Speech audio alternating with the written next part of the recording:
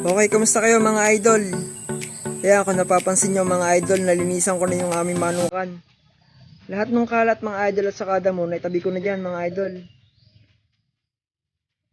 Yan. Ngayon mga idol, papakita ko nga pala sa inyo yung nanalo namin last Friday.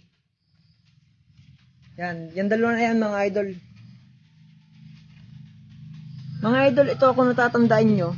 Ito yung bulik na pinapakaskas ko noon mga idol.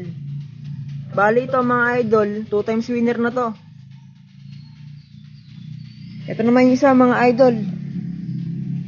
Yan, ito yung kasabay na ikinundusyon ng tropa ko mga idol. Ito mga idol, 4 ang nakitama nito nung huling laban niya.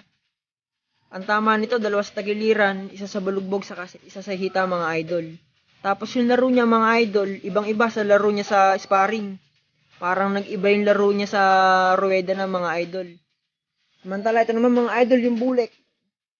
Maganda yung pinakita nito mga idol.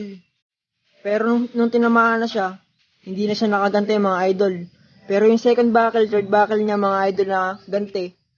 Yun mga idol, swak na swak talaga yung palo niya. Yun na yung kinamatay ng kalaban mga idol.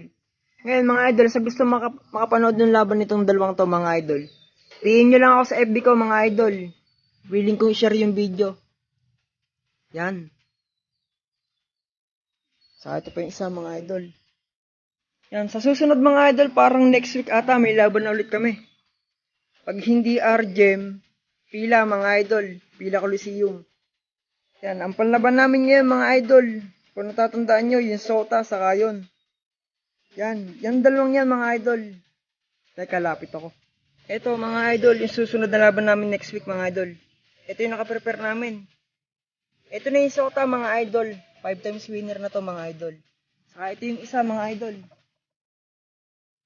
Yan. 5K X Golden Boy to mga idol. Wala pang panalo to.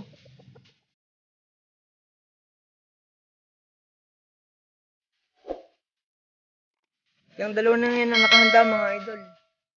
Kaya pag-good luck mga idol.